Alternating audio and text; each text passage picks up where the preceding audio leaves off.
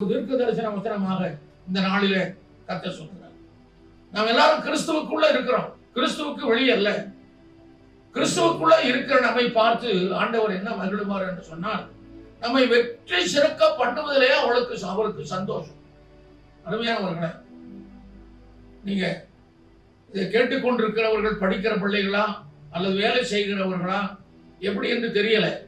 நீங்கள் யாரா இருந்தாலும் சரி, இந்த உலகத்துல கர்த்தர் ஒன்று மட்டும் சொல்லுகிறார், உன்னுடைய கிறிஸ்தவ வாழ்க்கையில உனக்கு தோல்வி இல்லை. அதைத்தான் கர்த்தர் சொல்லுகிறார்.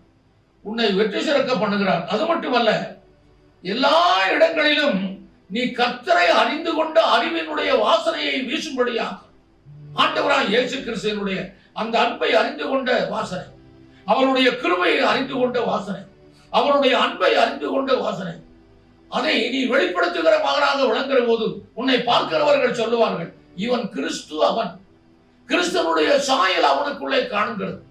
அருமையானவர்களே, கர்த்தர் நாம் வெற்றி சிறக்கிறதை பார்த்து மகிழ்கிறது ஒருபுறம், ஆனால் நம் மூலமாக அவருடைய வாசனை என்று சொல்லுகிற போது அவருடைய குணாதிசயங்கள் வெளிப்படுகிறதை பார்த்து இந்த உலகத்தார்கள் இவன் அல்லவா கிறிஸ்தவன் என்று சொல்லுவான். அவன் சொல்லுகிறார், தாவீது இந்த உலகத்துல வெற்றி சிறந்தவர்களாக விளங்குவதற்கு இந்த உலகத்தினுடைய அதிபதி, கண்ணால காண முடியாத இந்த உலகத்தினுடைய அதிபதி பிசாசு எப்போது நமக்கு தடைகளை உண்டு பண்ணி கொண்டிருப்பார். தாவீது சொல்லுகிறார், எனக்கு விரோதமாய் எழும்புகிற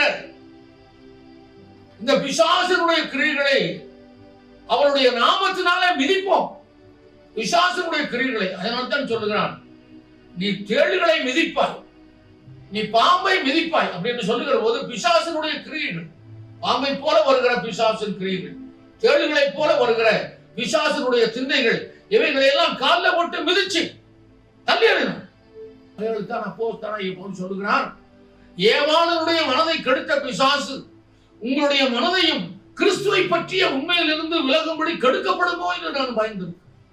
நம்முடைய சிந்தையை கெடுத்து தேவனுடைய சாயலாய் வளரக்கூடாதபடி நமது சிந்தையை கெடுத்து, தேவனுடைய செய்தியாய் இருக்கக்கூடாதபடி நம்முடைய சிந்தையை கெடுத்து, நம்மை வழிவிலக செய்கிற பிசாசனுடைய கிரியைகளின் மேலே நாம் வெற்றி சிறந்தவர்களாக விளங்கும்படியாகத்தான் கர்த்தர் சொல்லுகிறார்.